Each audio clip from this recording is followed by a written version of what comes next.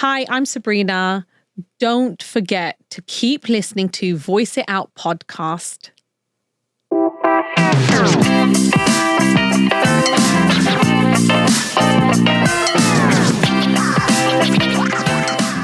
Hi, it's Amrita, and once again, I'm back with a very, very special guest. Of course, you know, this is the Voice It Out podcast.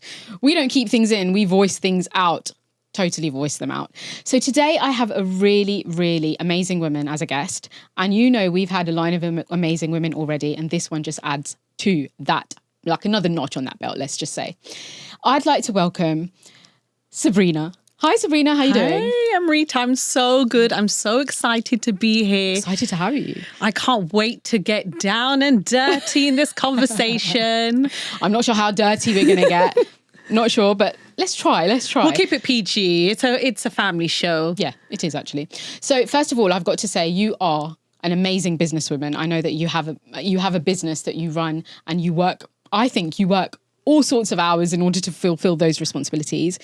You are also, I'm going to say former, we had this chat just before, but I'm going to say former because you said to me to say that. So a former podcast host, you might know her from the Sabrina Show, which was an amazing podcast that you used to have. Thank you. You are also a wife, you're also a mum, you're also all these other things. You wear many hats. So I've got to ask you, you've made time for this podcast. Thank you so much. But I want to ask you first of all about your podcast. Why have you paused it? And why am I calling you a former podcast host? Life just gets in the way. And sometimes you do things in life and you have that burning desire. And when you do them, you realize, oh, maybe that wasn't for me. Sometimes I have that feeling and sometimes I feel like, nope, I'm going to stick on my big girl pants and I'm going to grab the mic and I'm Oprah Winfrey. That's just life, You know. There's things that I want to do and I taste them. And at that time I say, okay, it's just not the right time for me. And life gets in the way. Like you said, I juggle lots of different things. I wear many different hats. And I know that sometimes societal pressure can make you feel like you need to be a superwoman, but I realize I don't. And if I want to dip and dab into certain things and areas in my life, that's okay. It's so funny that you said that society kind of wants you to be the superwoman, because I see a superwoman when I look at you. I do see a superwoman. No, far from it, darling. I do. I think every woman in some capacity is a superwoman because we are expert at juggling, right? And I think you are that. But also I feel like you've kind of set a healthy boundary by kind of, no, this isn't serving me at the moment. It did serve me before, but it hasn't. What gives you the strength to do that? I think it's just about knowing my boundaries and knowing how far I can push myself. You know, not so long ago, after giving birth to my children, I suffered with postnatal depression with both of them. And in that time period, I quickly realized the importance of slowing down and looking after myself. And going through that whole process, I realized how dangerous it can be when you keep on running on fumes. So I felt like when I was doing my podcast, and I think we'll probably speak about this a little bit later on, people see the glossy hour of you having this amazing conversation, but no one talks about the work that goes on before and after. And when you're doing that, as well as the 100 other things that we're doing, I felt burnt out. And I realized actually for me right now at this point in life, this is just not for me. I'm burning myself out and I realize I need to stop. So do you think there is almost, I don't know if this is the right phrase, but a fine line between knowing that, okay, I'm about to reach the burnout point, or just simply, I can drop this thing and I'm still satisfied with all the other 5 things I'm juggling kind of thing? Is there a fine line between those two things? I don't think there is a fine line, but I do feel like the signs come. It's not a decision you make overnight. I think what happened with me, talking from my personal experience, is that the signs were showing up, but I chose to ignore the signs. And I got to a point where I was like flatlining. And that's when I realized I have to put my boundary in place. But actually, I probably could have kept going if I listened to the first sign, if I just took that day off, or if I prioritized my well-being for a little while. But as usual, we ignore what's priority for us and what's going to fill us up to maintain everything else. And I think that's where we go wrong, is trying to do everything at the same time. Yeah, and I think from my perspective, that is also a pressure that society puts on us, that women just do keep going and are expected to, in a way. There's a kind of expectation from all levels, from our business side, our work side, our personal side, that we will just keep going. So as I said in the intro, you juggle a lot, But being a businesswoman as well and having your own business, how much of that do you have to put boundaries, you know, like in your business life that then work towards your personal life? I'm a really real, raw and honest person.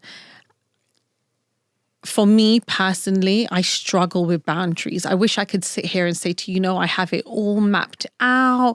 I go to work at this time. I come back. I'm off to Pilates. My life is just amazing, but very far from it. I'm very much a work in progress. Yes, I juggle lots of things, but I juggle them chaotically. I'm not going to lie. Yeah. Like literally, I can be making the kids peanut butter and jam sandwich, as well as answering emails, as well as trying to get a yoga workout in. That is my life. That's me being as real and honest. So I don't want to paint a picture like I've got everything together, because I don't. Literally, I don't. And half the time I don't know what I'm doing, when I'm doing it, and how it's just happening. The universe is just on my side, and it gets done. But I think if I actually did set clear, clean boundaries, if I did have a schedule, if I had most things mapped out, I probably wouldn't feel so much overwhelm all the time. But it's something I'm working on. Okay. So you say that you don't have it all worked out, but I totally understand where you're coming from, that it is something that sometimes we have to recognize the signs when they're coming at us kind of thick and fast. And I think so many of us ignore them really easily. Do you think that you could ever get to a point now, looking back, that you will see the first signs and you will now stop and be like, okay, let me take the day, or let me just have an hour to myself, or something like that, in the midst of everything you've got going on? Do you think you would be able to do that for yourself? 100%, yeah. So now I listen to myself. I listen to my intuition. I can read the signs better. I'm aware, first of all, that the signs are, coming at me. Whereas before I wasn't aware. I wasn't aware that I just pushed myself to my limit. But now I'm aware of the signs. If I choose to ignore the signs, that's on me. Yeah. But 9 out of 10 times, I'll take that breathe, I'll take that break. Even if it's just having a 15-minute leisurely cup of tea, I do take moments in the day now for myself, because I realize that I'm not a great mother when I'm burnt out, or a wife, or a businesswoman when I'm in that overwhelmed stage. So I do take that moment for myself now. So I was going to ask you, this is something we spoke about very early on when the podcast kind of first started, is the sense of guilt sometimes women feel when they are putting themselves first. Obviously, you said different examples there about taking 15 minutes to have a cup of tea or something like that, which seems really easy. But for a lot of women, it's really tough to even take that 10, 15 minutes to just pause and just stop what you're doing and not think about what's next. Okay, what do I have to do now? What's the next on my to-do list? Do you, or have you previously felt that sense of guilt? Or do you now, where you are now, have been through that feeling and are kind of almost out on the other side, maybe? It's really strange, because I think it depends on where you're at in your life. So for instance, whenever I had kids, and when I prioritized my kids and their well-being, and I didn't pour into myself, if I was away from them, I would have guilt. When I went through a stage in my life last year where I was prioritizing myself, guys, don't worry, the kids were still fed. I still looked after them. They were still doing their thing. But I actually chose to put myself first. And I went on loads of soul-fulfilling holidays. And I just, really poured into myself. I didn't feel any guilt. But things were still ticking along. Yeah. So that's why I really believe it depends on where you're at in your life. You can do both. You can live a purpose-filled life where you're pouring into yourself and not feel guilt. Because actually, I realized when I was going back home and I was feeling great about myself and I was filled up, the kids were loving it. I was laughing more. I was playing. I was playful. I was lighter. Husband loved it. I was not nagging at him, is this done? I was not having that pressure, because I just let go. So I feel like everyone can benefit from you pouring into yourself. And I feel like the guilt slowly starts to fade away, because the benefits of what you're doing outweighs that. How much of that feeds into your mental health, though? Because what you've just said is making me feel like it really improved your mental health on a personal level, not the role that you play in everyone else's life. But how much of that do you think genuinely you take with you now and you think your mental health has improved because you know the feeling of pouring into yourself and how it feels to then pour into other people when you are filled up? How much of that do you take with you every day now? The thing is, I'm awake now. I'm awake to my feelings, where I felt like after I had kids, I lost myself. And I felt many people probably feel the same way, but they may be too scared to say it. It's not that you lose yourself. It's just you've become a different version of yourself. And you're trying to navigate who this person actually is, what's their likes, even things like colors. My favorite color changed, I don't know why, after birth, but it did. What I like to eat, what I like to do, how I spent my time. I felt really lost. And I feel like I'm only just now in the last few years starting to understand who this new version of myself is. So I feel like you need to really understand who you are, where you want to go, what you're planning to do, to really understand what's the next steps for you. Do you have any kind of things following on from that you have as non-negotiables that always elevate your mental health and always you kind of like include in your life now? Yes. So my non-negotiables is I don't believe in having rushed mornings. So I am that person that needs a cup of tea in bed. I need slow mornings. Hubby will take the kids to school on the odd occasion. I will, but I really, really deep dive into just maybe reading a chapter of my book, whatever book I'm reading, and just taking it easy. I hate rush mornings. I don't believe in that at all. I love to walk. Non-negotiable for me now is I have to do my 10 to 12K steps. It could be, while I'm having lunch, or I tend to walk to work. I love going to the gym now. That's a non-negotiable for me 3 to 4 times a week. So yeah, those are my non-negotiables at the moment. Okay. That's really, really, really aptly actually leading on to my next bit, because you or if people follow you on socials, I'm sure they do. And if they don't, please do. We'll mention our socials at the end. You have been on a fitness journey in the last few weeks or maybe months. And if anyone is following you, they will have seen you kind of take us on the journey with you as your followers. How have you felt and what made you start that fitness journey? I'm saying it's a fitness journey, but I feel like it's more you prioritizing yourself. Yeah. So I think like most women, we're forever on some level of fitness, health, well-being journey. And I feel like it's been ongoing since I've had my children. I've got 2 boys, one's 10, one's 7. When I had my children, no one sat down with me beforehand, no mum, no auntie, no grandmother, and said to me, when you have children, your body's going to change. This is what you can expect, stretch marks, lumps, bumps. No one had that conversation. So I assumed that once I give birth, my body's going to go back to normal. And I've always been someone that's quite, healthy, fit, regular size 10. That's always been me. When I gave birth to my children, first of all, before I even gave birth, I was eating. I gained 3 to 4 stones in both pregnancies. And I was eating and I just thought, yep, the baby's going to come out and the stomach's going to go back to normal. After going through the whole newborn stage and after about the 1.5 years, 2 years in, when I used to stand in front of the mirror, I didn't recognize my body. I looked at myself and I was like, whose body is this? This is not my body. Thick thighs, all like dimply bum, saggy boobs, a big pouch. I did not recognize myself. And I know many people say, it should be about your mental health and it should be about your well-being. It's not always about the way you look. But actually for me, it was about the way I looked at that moment in time, if I'm going to be really raw and honest, and I could not recognize my body. So that's when I realized that I got to do something about this. And then I went on intensive training after my firstborn, and I ended up losing 3 stones in like 6 months because I was just, all I did was just live in the gym. So I went on, I was training intensively.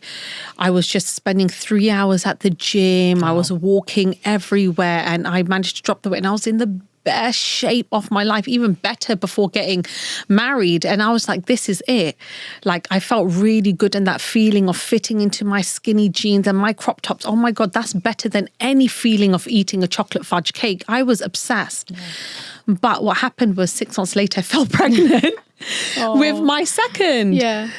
And then it started all over again. And I realized that with my second child, I gotten older. The body's now, given birth for the second time. It's taken me much longer. And then in the last 6 months is when I said, okay, enough's enough. I need to start working on myself, because now it's got to a point where my knees were hurting. I've got 2 very boisterous boys. They want mummy to play football with them. They want mummy to play tennis with them. And mummy's huffing and puffing, just walking up the stairs.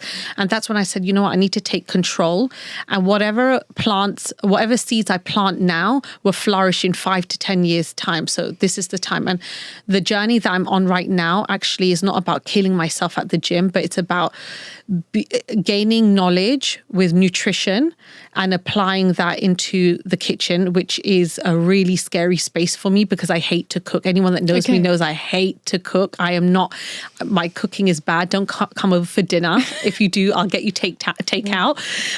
So that's a really scary space for me. But and it's about my mental health as well. And it's about applying everyday things that I can utilize for the rest of my life, and not making health, fitness, the gym feels like it has to be so dramatic and scary. And that actually utilizing tools like walking and yoga and Pilates and dance and all the fun things that I like to do is all part of my health journey. So yeah, I feel like this time it's different. It sounds as if you have, even though you said obviously you were always quite fit, and then you've seen your body change. It sounds as if you've, or not.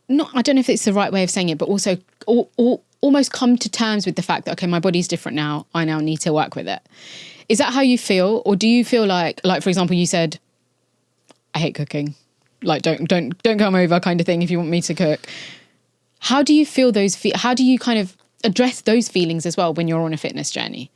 It's really difficult because every day is different. Yeah. Like there's some days that I'll wake up and I'll be like, I really love myself. I really love my body. And that's to admit something like that's really difficult, because how many women truly, hand on heart, can wake up and say, when I look at myself in the mirror, I love myself completely. It's true. It's rare, Not many. Yeah. Not many. We're really good at pointing fingers at ourselves and telling ourselves all the things we don't like, but we rarely tell hands, I love you, thighs, I love you, bum, I love you, we rarely do that, right? So to now actually be able to say, actually, there's times I look at myself in the mirror and I say, you know what, I really love what my body has done for me. The fact that I was able to birth 2 amazing children, the fact that it carries me to work every day, before I go to bed, I always say, thank you, universe, thank you, God, for the clarity that I had today. For, there's so many things to be thankful for. Yeah. But then there's times where I'm just like, I can't get into those jeans. Why did I eat that cake? And I'll punish myself mentally for it. And I feel like that's a really realistic way of looking at things, because probably how most women feel. Some days you're in love with yourself, and some days there's parts of you that you don't love so much. Yeah. But do you think you've reached that level of consistency now? Because in the journey that you've obviously been on in the last few weeks, months, do you think you've got to that point where if you have a bad day like that, where you just feel like I hate everything about myself, or like you said, can't fit into these jeans, do you not beat yourself up now and be like, no, I've been good for 5 days of the week, or however long, I've been to the gym 3 or 4 times this week. This is just one of those days. Yeah. Is it easier to come to that conclusion now? It is, because I think it's about gaining the knowledge of what your triggers are.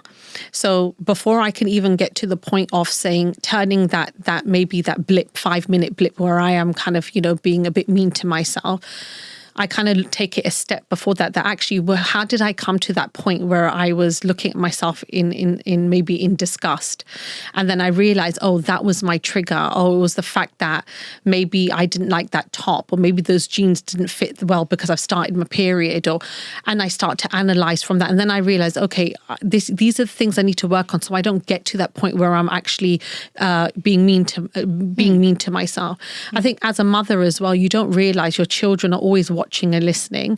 And I had a moment when, and I didn't realize that I was doing it. My husband always used to say to me, do you know how awful you talk about yourself? And I used to say, what are you talking about? He goes, you're always saying, oh, you're ugly, you're this, you're that. And I'm like, no, I don't.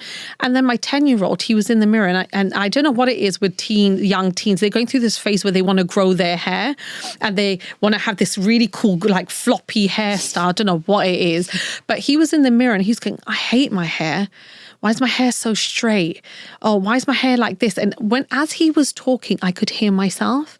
And that's when I realized, ooh, this is not good. I need to change this, because without me realizing, they're watching. Yeah, they're mirroring that same thing. That's so interesting. So also quite an eye-opening thing to kind of hear. Exactly. So that's when I realized, actually, I got to figure out why I'm saying this to myself, and I need to stop it. And then I need to have the tools to switch it up. And that's why I think I'm better at that now. That's really interesting that you identified that. Even without, I think, seeing your son do that, obviously your husband has been telling you, there might have been that kind of shock moment of your son saying that to himself in the mirror. But it's really interesting that you have now understood that, okay, you know what, maybe I need to be kinder to myself in the way that I speak to myself. I think as women, we are really bad at that generally. So I really respect that you do that now. I think that's such an amazing thing. Yeah. I want to talk to you about your business and being the businesswoman in this kind of day and age. What pressures do those kind of responsibilities how do they make you feel? And also, I feel like you are a very driven person. So in a way, because you are so driven, maybe that's where the burnout thing came from before, that you are so driven and you want to get everything done. But how do those responsibilities weigh on you now that you are a businesswoman in this day and age? It varies. It varies depending on what's on my plate. So I don't have a conventional, I don't do a conventional 9 to 5. I run my own business, and the business that I have, I work non-sociable hours. I have my own decor party business. And so most of my events are on the weekend. And most of what I do is on the weekend. So my week is very different to the average person's, which it actually is a little bit difficult, because where people are relaxing, enjoying their weekends, I'm out from 6 a.m. I don't get home till about 11, 12 o'clock. But then my Monday to Friday looks really different in compared to other people. So that within itself is sometimes difficult. Even when I have kids have kids parties, they've got football. I'm trying to juggle a lot at the same time. And how my kids do things. My kids, they do everything that they go jump park, they go bowling. They just don't do it on a Saturday, Sunday. They do it actually after school, where the rates are better. There is no other kid to fight with because everything's empty. So our way of life at home is totally different. Some people get it, some people don't. A lot of things I miss out on, especially when it comes to family functions, because I'm working. If I'm going out with friends, it means that I can't pick up a job. So I'm losing out financially. So the way in which my whole setup is totally different to other people. So that's a massive hindrance and juggle, especially with what I do. Firstly, that's the first thing.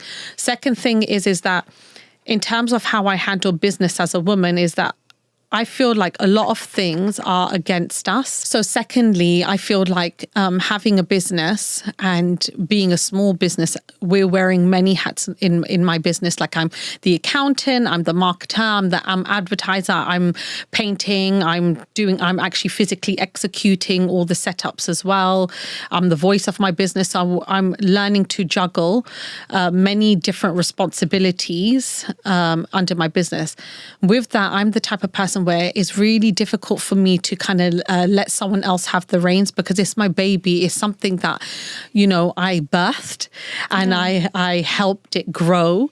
And now I'm at a point where it's time to scale my business. It's very much, doing the numbers to do so. But now I have to pass the reins on to someone else. And that's where I find it to be a little bit challenging.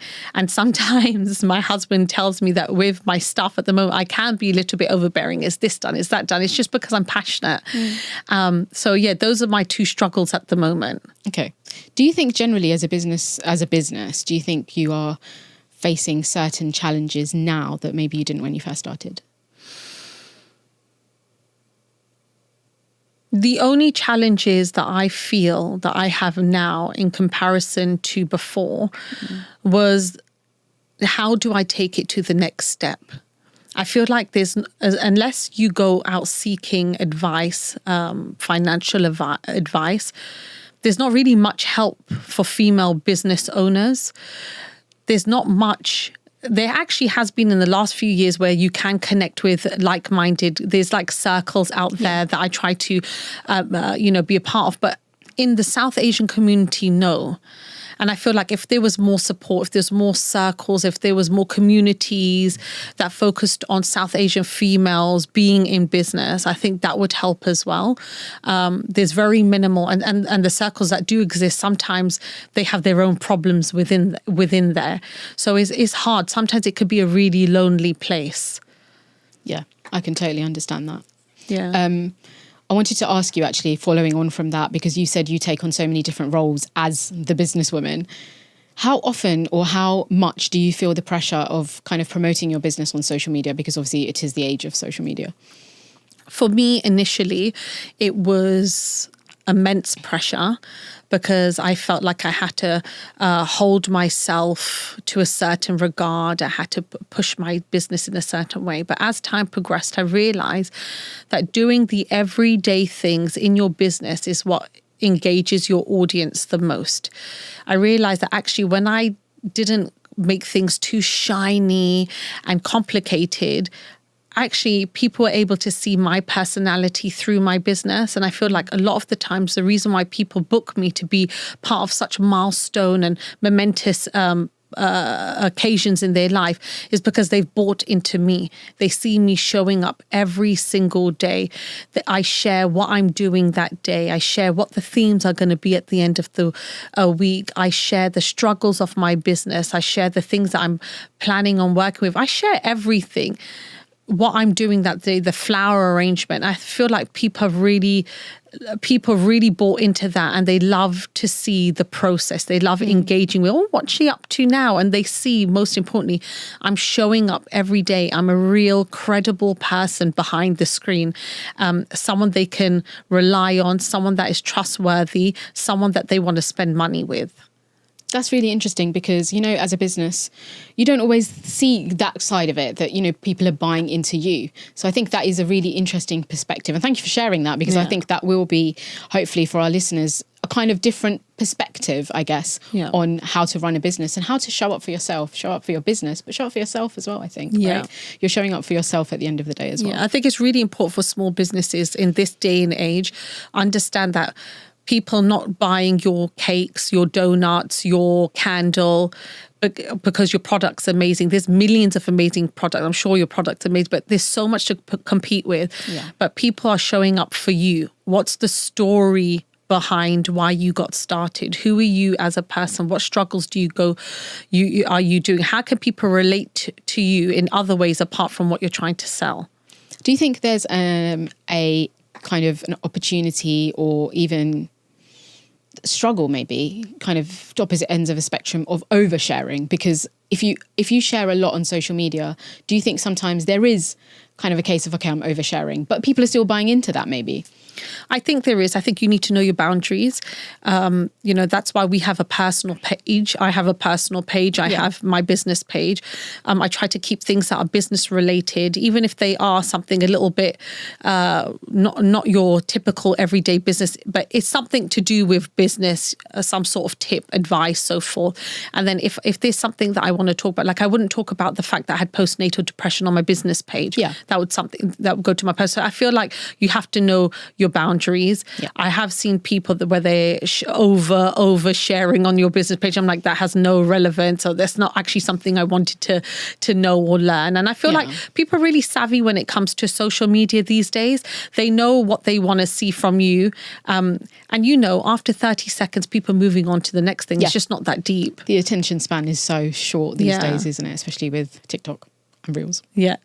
I'm going to move on to our end section, Sabrina. Sure. If you don't mind. Thank you so much. That's been really lovely talking to you about all the different topics. Oh my God, time's gone by so we've quickly. Spoken about. It has, exactly. Yeah. But I really loved some of the stuff you've shared has been so kind of really interesting to hear about as a business, and from a business perspective, and also from the perspective of you being a mum, which I think has been really nice. So thank you so much. You're welcome. Okay, are you ready for our this or that? Yes. Okay, cool. Nights in or nights out? Nights in. Amazing. Feel free to explain, by the way, if you want to. You don't need to. Sure. Though. Neutrals or colours? Neutrals in the winter, colours in the summer. Oh, I love that. Seasonal fashion or whatever it might be. Old school romance or new and exciting spontaneity? No, old school romance all the way. Yay. Yeah.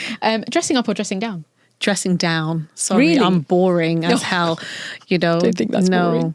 I don't think that's boring. To the thought of squeezing my ass into a tight dress and my feet in heels, no thank you, I'm over it. Love that. Healthy eating always or sometimes cheat? Sometimes cheat. Don't Yay. tell my trainer. I hope my nutritionist is not listening. I think cheats are good as long as they're in moderation. Yeah. Okay, last one. Shower in peace or shop in peace? Oh my God. I think, that's difficult. I think I'll have to say shower in peace. Shower in peace. I'm the only female in my household, so forever someone's knocking on the door for something. So actually showering in peace would be lovely. Oh, thank you so much. Yeah. That was the end of our This or That. Thank you. Really enjoyed talking to you. Thank you so much for taking the time to come on and talk to me. Can I just ask you to the camera to just say where we find you on socials if you don't follow her already? So if you want to follow my business, it is party_giant on Instagram. And if you want to follow and learn more about me as a person, then please follow _Sabrina Show on Instagram. There we have it. Thank you so much again. And I hope that you have also, I've loved listening to what you're saying, but I really hope you've loved sharing with me because I feel like it's been a really interesting conversation. It feels so like thank you so therapy. much. Oh, that's nice. That's probably a really great compliment that I've never received before. Thank you so much. I'm going to be signing out, but I've got to remind you that if you're not, follow DJ Shy Guy. He's the one who composed our jingle. So definitely give him a follow. He's amazing at everything he does. And so, I'm signing out of yet another episode. We'll bring you another one very soon. Don't keep it in. Voice it out and make sure you follow us on Voice It Out Podcast everywhere. Bye.